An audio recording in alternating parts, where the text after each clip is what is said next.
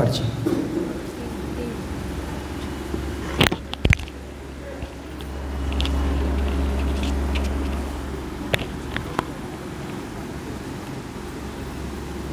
সভাপতি, আমাদের যুবশক্তি পত্রিকার সম্পাদক, আমাদের দুই প্রাক্তনই আজকে আমাদের আলোচনা সভার বক্তা, রাজ্যের প্রাক্তন সম্পাদক, সর্বভারতীয় প্রাক্তন সম্পাদক, আপনাদের সবাইকে অভিনন্দন। জন্ম থেকে শুরু করে স্রোতের প্রতিকূলে হাঁটাটা আমাদের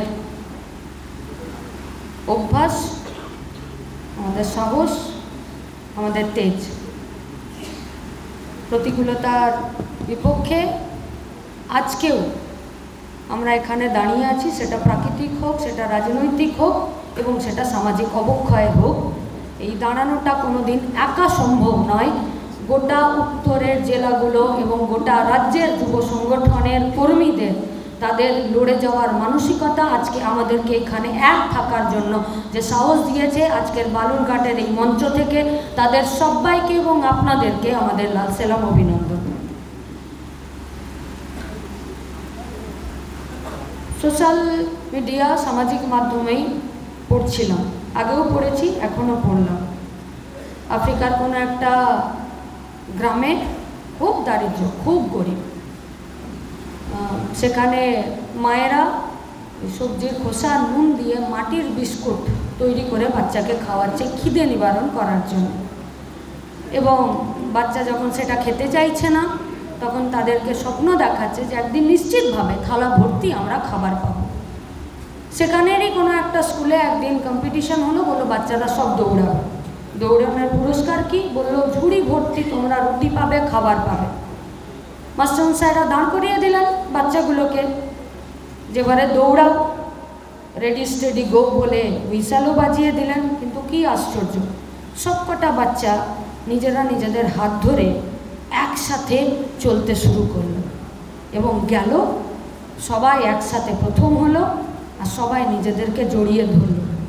মাস্টারমশাইও অবাক, কিছুটা বিরক্ত, কিছুটা রেগে গিয়ে বাচ্চাগুলোকে জিজ্ঞেস করলো যে এটা আবার কি? ওরা ততক্ষণে উবুন্টু বলে চিৎকার করেছে। তার কথার মানে হলো আমরা। যদি আমি নেই তো আমরাও, যদি আমরা নেই তাহলে আমিও নেই। বাচ্চাগুলোকে যখন মাস্টারমশাই জিজ্ঞেস করলো যেটা কি, বললো একজন যদি জিতে যায়, সে যদি ঝুড়ি ভর্তি রুটিটা খাবার অধিকার পায়, বাকিরা খাবে না, এ সমাজ আমরা চাই না। আমরা চাই যে আমরা সবাই মিলে খাবো, সবাই মিলে দৌড়াবো, সবাই মিলে প্রথম হব। আমরাও চাইছি ভাগের বিরুদ্ধে লড়তে, চাইছি আপনাদেরকে সাথে মাথা পরিষ্কার করে। 57টা বছর ধরে যুবশক্তি ডিওয়াইএফআই এই কাজ করাচ্ছে। কে আমাদেরকে ভাগ করতে চাইছে? কোচ, মেজ, রাভা, রাজবংশী, সদর, হারগে, তীর্থে, লিম্বু, নেপালি শুধুমাত্র উত্তরের না, ঝাড়গ্রাম, পশ্চিম মেদিনীপুর, পূর্ব মেদিনীপুর, পুরুলিয়া, বাঁকুড়া, বীরভূম, বর্ধমান, উত্তর কলকাতা, দক্ষিণ, হাওড়া, হুগলি, নদিয়া। আমরা ভাগ হতে চাইছি না? আমরা ভাগ হতে চাইছি না। কেন? কারণ ভাগ হলে কাজের অধিকার আদায় করা যাবে না। আর ওরা জানে ওদের বিরুদ্ধে আমাদের লড়াইটা খুব শক্তিশালী। কারণ ডিওয়াইএফআই যুব সংগঠন যখন গোটা রাজ্যের যুবদেরকে নিয়ে রাস্তায় নামে, সে লড়াইয়ে ওরা জিতে দেখায়। বালুরঘাটের 1 লাখি রেল স্টেশনটা আমাদেরই আন্দোলনের ফসল। কেউ তাকে দাবি সেখানে তাদের প্রতিষ্ঠিত করতে পারবে না। শুধু এটা, মেজিয়া, বক্রেশ্বর, হলদিয়া আমরা করিনি?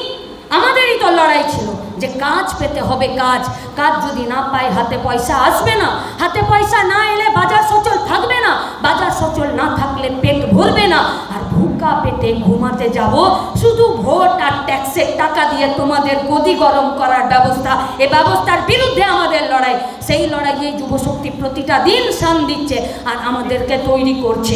হ্যাঁ, আমাদেরকে অনেক সময় হোঁচট খেতে হয়েছে, অনেক সময় আমাদেরকে দুপা পিছিয়েও আসতে হয়েছে।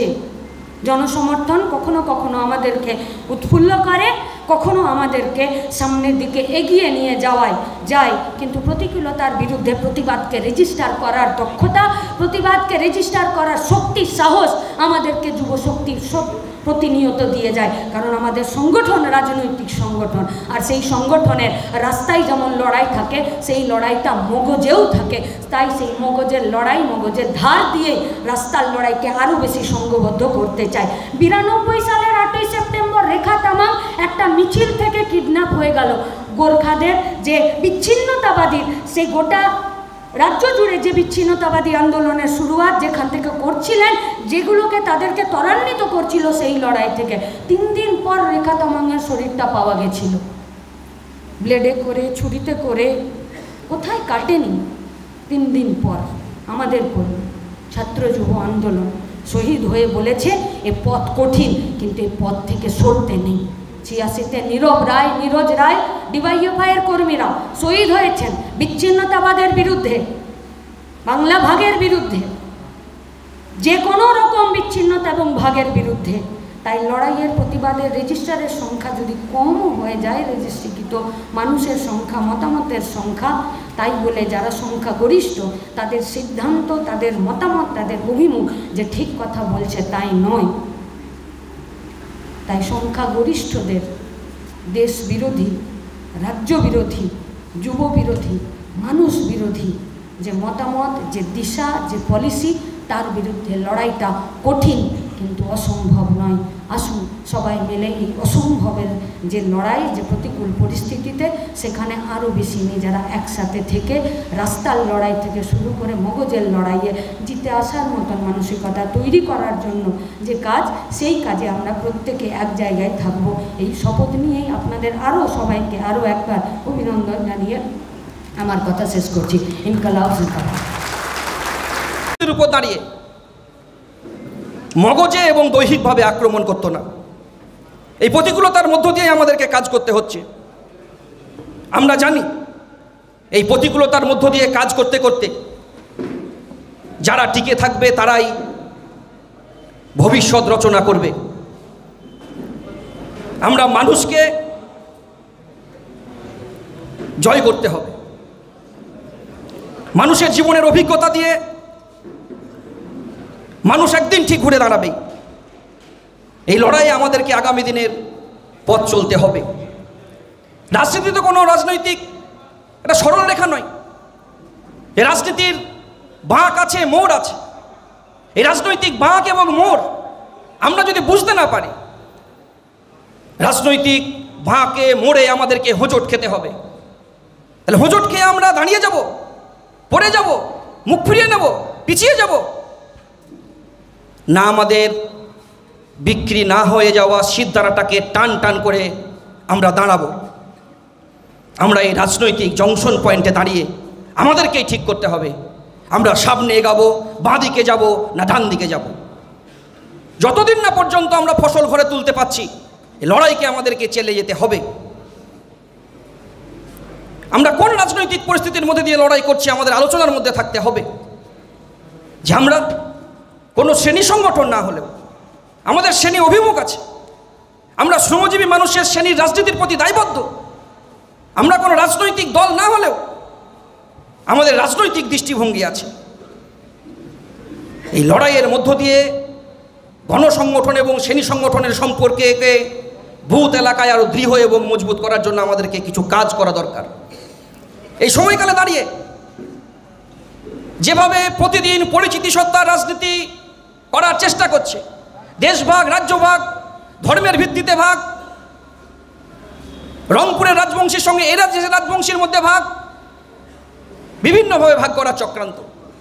এই ভাগ করা চক্রান্তের বিরুদ্ধে আমাদের প্রতিদিন সমস্ত অংশের যুবদের মধ্যে কাজ করার জন্য তৈরি হতে হবে। শিডিউল কাস্ট এলাকা, শিডিউল ট্রাইব এলাকা, সংখ্যালঘু এলাকা, বিভিন্ন জনজাতি, বিভিন্ন জনগোষ্ঠী, চা বাগান, চড়াই উতরাই, সব জায়গাতে আমাদেরকে সংগঠনের কাজকে এগিয়ে নিয়ে যাওয়ার জন্য এই সময়কালে দাঁড়িয়ে আমাদের সব অংশকে সংগঠিত করার জন্য এই কাজে এগোতে হবে। সব অংশের মধ্যে কাজ করার জন্য আমাদেরকে রক্তদান শিবির, ফুটবল টুর্নামেন্ট, ক্রিকেট টুর্নামেন্ট, সাংস্কৃতিক অনুষ্ঠান, এই কাজের মধ্যে আমাদেরকে আরও অগ্রসর হতে হবে। বামপন্থীরাই বিকল্পের সন্ধান দেখাতে পারে, আমরা বারবার বলছি। তাই বিকল্প কেন্দ্র গড়ার জন্য সমস্ত লোকাল কমিটিকে উদ্যোগ গ্রহণ করতে হবে। বিকল্প স্বাস্থ্যকেন্দ্র, বিকল্প শিক্ষাকেন্দ্র, বিকল্প কর্মসংস্থান, এই কাজে আমাদেরকে অগ্রসর হতে হবে। আমরা গাছ লাগান প্রাণ বাঁচান, গাছ লাগান গাছ বড় করান, এই লিফলেট করেছি। গাছ লাগান গাছ বাঁচান, এই লিফলেট এসেছে। আমরা মানুষের বাড়িতে বাড়িতে যাব। আমরা শ্রমজীবী অংশের যুব পরিযায়ী শ্রমিকদের সঙ্গে যোগাযোগের মাধ্যম তৈরি করব। এই কাজে আমাদেরকে আরও অগ্রসর হতে হবে। আমরা বারবার বলছি, 10-এর কমে বুথ নিয়ে শক্তিশালী মডেল ইউনিট কমিটি তৈরি করার জন্য আমাদেরকে আরও অগ্রসর হতে হবে। আমাদেরকে আদায়যোগ্য দাবি নিয়ে বুথে এবং পাড়ায় বাইরে তৈরি করতে হবে। আমাদেরকে পার্টির ছেলে না হয়ে পাড়ার ছেলে হবার জন্য তৈরি হতে হবে। কারণ বর্তমান সময়ে সংগঠন তৈরি করতে গেলে রাজনৈতিক চিন্তাভাবনা, মতাদর্শ ছাড়া সংগঠন তৈরি করা যাবে না। আর মতাদর্শ, রাজনীতি, সংগঠন এর মধ্য দিয়েই দুর্বার লড়াই আন্দোলন আমাদেরকে তৈরি করার প্রয়োজন আছে। এই বিচার ব্যবস্থায় সব জিনিসের দাম বেড়েছে, শুধু মানুষের পরিশ্রম, গতরের দাম কমেছে। একটা বড় অংশের মানুষ আমাদের যুব সংগঠনের ওপর বিরাট ভরসার জায়গা তৈরি হয়েছে। এই মানুষের ভরসা আমাদেরকে অর্জন করতে হবে। আমাদের বৃত্ত বাড়াতে হবে, আমাদের বন্ধু খুঁজতে হবে, আমাদের বন্ধু বাড়াতে হবে, নিজেদের আত্মবিশ্বাস বাড়াতে হবে, মানুষের বিশ্বাস রক্ষা করতে হবে। আমাদেরকে নিজেদেরকে চিনতে হবে, নিজেদেরকে জানতে হবে। আর নিজেদেরকে চেনার, নিজেদেরকে জানার আয়নাটা হচ্ছে মানুষ। তাই মানুষের কাছে আমাদেরকে পৌঁছাতে হবে, কারণ মানুষ ছাড়া বিকল্প কোনো আমাদের কাছে রাস্তা নাই। তাই মানুষের কাছে যাবার জন্য আমাদেরকে প্রতিদিন তৈরি হতে হবে। আমরা সন্ত্রাসের আতুর ঘর থেকে বেরিয়ে এসেছি, যে মেহনতি মানুষের ভরসা, আশীর্বাদকে আমরা একটা জায়গায় করতে চাইছি। তাই মানুষকে বাঁচাতে হবে, আর মানুষের লড়াইকে জেতার লড়াইয়ে পরিণত করতে হবে। শত্রুরা কাউকে ভয় পায় না, মেহনতি গরিব মানুষকে ভয় পায়। তাই সংগ্রামের জন্য ঐক্য এবং ঐক্যের জন্য সংগ্রামকে আমাদেরকে মজবুত করতে হবে। আমরা যে বিরাট যুদ্ধে নেমেছি, মনে রাখতে হবে এই যুদ্ধে যেন আমাদের কোনো ক্লান্তি না আসে। এই বিরাট যুদ্ধে নেমেছি, যে যুদ্ধে আমাদের যেন পা পিছলে না যায়। যে বিরাট যুদ্ধে আমরা নেমেছি, এই যুদ্ধে যেন আমাদের হাঁটু না কাঁপে। যে বিরাট যুদ্ধে আমরা নেমেছি, এই যুদ্ধে যেন আমরা রাজনীতি থেকে দূরে সরে না যাই। আমাদেরকে আসল কথা হলো হক, রুটি, রুচি, জীবন জীবিকার লড়াইকে সামনের সারিতে এগিয়ে নিয়ে যেতে হবে। আমাদের একসাথে থাকতে হবে, একসাথে লড়তে হবে, এবং এই বাঁচার লড়াইকে জেতার লড়াইয়ে পরিণত করতে হবেই। এই লড়াই আমরা জিতব। এই লড়াই তুফান তোলার পালা। এই পরিস্থিতিতে দাঁড়িয়ে সময় উপযোগী দৃঢ় সংগঠন তৈরি করা আমাদের মূল লক্ষ্য। সংগঠনের অভ্যন্তরে ত্রুটি, দুর্বলতা আমাদেরকে চিহ্নিত করতে হবে। মানুষের আদায়যোগ্য দাবি নিয়ে লড়াই করতে হবে। ভোটে জেতা হারাটাই শেষ কথা নয়। আমরা তাই শপথ গ্রহণ করেছি, সমাজ বদলের যে লড়াই, সেই লড়াইকে আমাদেরকে সামনের সারিতে এগিয়ে নিয়ে যাবার জন্য যে বিপ্লবের বীজ, সেই বীজ অনেক গভীরে আছে, মাটিতে আছে এই বীজ। এখন মনে হচ্ছে একটা প্রচণ্ড খরা, প্রচণ্ড দাবদাহ, কিন্তু এর পরেই বর্ষা নামবে, বীজ অঙ্কুর হবে। পৃথিবীর কারোর শক্তি নেই এই বিপ্লবের বীজকে তারা সরিয়ে রাখবে। তাই বিপ্লবের বঞ্চিত মানুষের কাছে যতদিন থাকবে মানুষের বঞ্চিত মানুষ, যতদিন বঞ্চনার শিকার থাকবে, ততদিন এই সমাজ বদলের বীজ থাকবে। তাই আমাদেরকে লড়াইটাকে নিচে নিয়ে যাবার জন্য তৈরি থাকতে হবে, মানুষের কাছে যেতে হবে। কারণ বামপন্থীরাই বিকল্প, আর বিকল্পের সন্ধান আমরাই দেখাতে পারি। তাই বিকল্পের সন্ধান দেখানোর জন্য গোটা পশ্চিমবঙ্গ রাজ্য কমিটিকে তৈরি হতে হবে। আপনাদের সাহায্য সহযোগিতা নিয়েই আগামী দিনের দৃঢ় এবং মজবুত পথ চলতে হবে। আমাদেরকে যুবশক্তি পত্রিকা এটাই শিখিয়েছে। তাই এখন আমরা এই যুবশক্তি পত্রিকার প্রতিষ্ঠা দিবসের আলোচনা সভার কর্মসূচি শুরু করার আগেই আমাদের 2023 সালের শারদ যুবশক্তি এবং আমাদের মাসিক যে যুবশক্তি, সেই যুবশক্তির পুরস্কার বিতরণের যে অনুষ্ঠান, সেই অনুষ্ঠানের প্রথম, দ্বিতীয়, তৃতীয় পুরস্কার আমরা আমাদের উত্তর 24 পরগনার বিরাটিতে যে কর্মসূচি হয়েছিল সেখানে দিয়েছিলাম। শুধু আমাদের এই 2023 সালের আমাদের যে সদস্য সংগ্রহের ভিত্তিতে পার্সেন্টেজের ভিত্তিতে প্রথম হয়েছিল দক্ষিণ দিনাজপুর জেলা। দক্ষিণ দিনাজপুর জেলাকে আমি মঞ্চে আসার জন্য অনুরোধ করব। তাদের হাতে স্মারক তুলে দেবেন আমাদের সংগঠনের প্রাক্তন সম্পাদক কমরেড আভাস রায়চৌধুরী। দক্ষিণ দিনাজপুর জেলার কমরেডরা উপরে আসবেন। হ্যাঁ,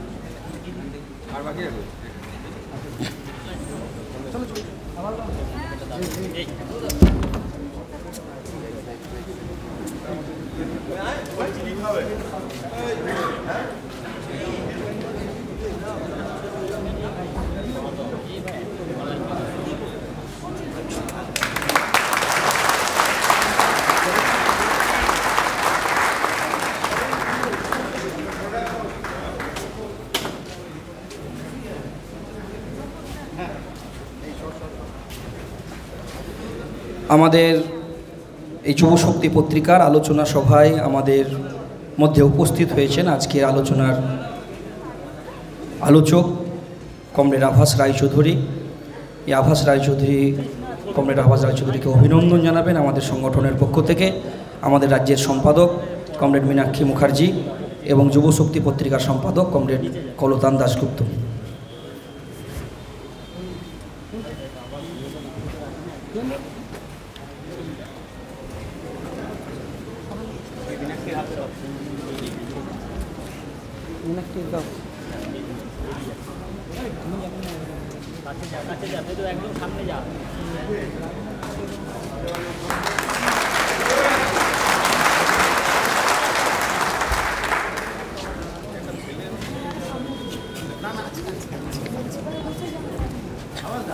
আচ্ছা কমরেডস,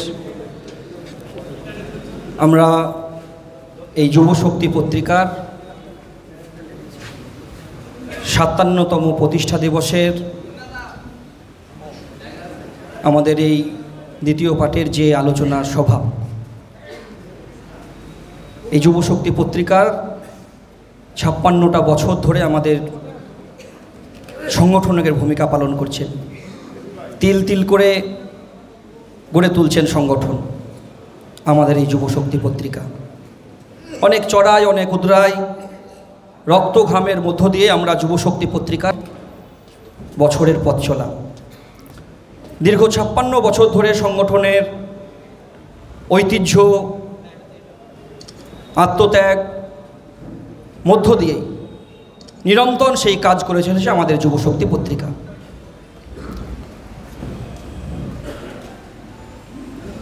এই যুবশক্তি পত্রিকা প্রতিদিন সংগঠনকে মতাদর্শ ও রাজনৈতিকভাবে দৃঢ় এবং মজবুত করছে। যুবশক্তি পত্রিকার প্রতিটি পাতার কালো অক্ষরের লেখাগুলো আমাদের চেতনায় আঘাত আনছে, সাহসী ও মতাদর্শগতভাবে আমাদের বলিয়ান হতে শিক্ষা দিচ্ছে। এই নয়া উদারবাদীর যুগে দুনিয়া জুড়ে মানুষের রুটি রুজির সংকট ক্রমবর্ধমান। আমরা এই সংকট পুঁজিবাদের, এই সংকটের সামনে গোটা দেশ জুড়ে ভাষার ভিত্তিতে, ধর্মের ভিত্তিতে, জাতির ভিত্তিতে ভাগ করার চেষ্টা হচ্ছে। এই সময়কালে নয়া উদারবাদের পুঁজিবাদের ব্যবস্থাপনার যে সংকট, এই সংকটের পুঁজির কেন্দ্রীয় ভবন হচ্ছে, কর্মসংস্থান হচ্ছে না, উৎপাদন ক্ষেত্র বন্ধ, যেটুকু কাজ ছিল সেখানেও দুর্নীতি, অসংগঠিত ক্ষেত্রে রাজ্যের 30 লক্ষ মানুষের কাজ হারিয়েছে, 100 দিনের কাজ নেই, মজুরি পাচ্ছে না, কম টাকা দিয়ে বেশিক্ষণ কাজ করানোর পরিস্থিতি চলছে। এই সময়ের মধ্যে দাঁড়িয়ে তাই আমাদেরকে লড়াইয়ের মধ্যে চেতনায় আগুনকে জ্বালাতে হবে। এ রাজ্যের মানুষরা কাজের ঠিকানা হারিয়েছে। তাই যুব জীবনের মূল সমস্যাগুলো কোথায় আমাদেরকে চিহ্নিতকরণ করতে হবে। এই মোদী সরকারের জামানায় 1.6% হারে চাকরি ভ্যানিশ হয়ে গিয়েছে, কারখানা বন্ধ, নতুন কোনো কারখানা নেই। কি হবে এই বাংলায়, কি হবে আমাদের এই দেশে? এই কঠিন ঘোরালো পরিস্থিতির মধ্যে দাঁড়িয়ে আমাদেরকে কাজ করতে হচ্ছে। তীব্র দক্ষিণপন্থা ও প্রতিক্রিয়াশীল দক্ষিণপন্থার বিপদ, এর মুখোমুখি আমাদের দাঁড়িয়ে এই কঠিন ঘোরালো পরিস্থিতিতে আমাদেরকে পথ চলায় সমাজতন্ত্রের লড়াইকে আরও শক্তিশালী আমাদেরকে করতে হবে। কারণ আমরাই তো সমাজতন্ত্রের ফেরিওয়ালা। দক্ষিণপন্থীরা সুদের উল্টো দিকে অনুকূলে চলে, বামপন্থীরা সুদের প্রতিকূলে চলে। প্রতিকূলে চলাটা খুব কঠিন, আর এই কঠিন সময়ে চলতে গিয়ে আমাদেরকেই বিপ্লবের বীজ বপন করতে হবেই।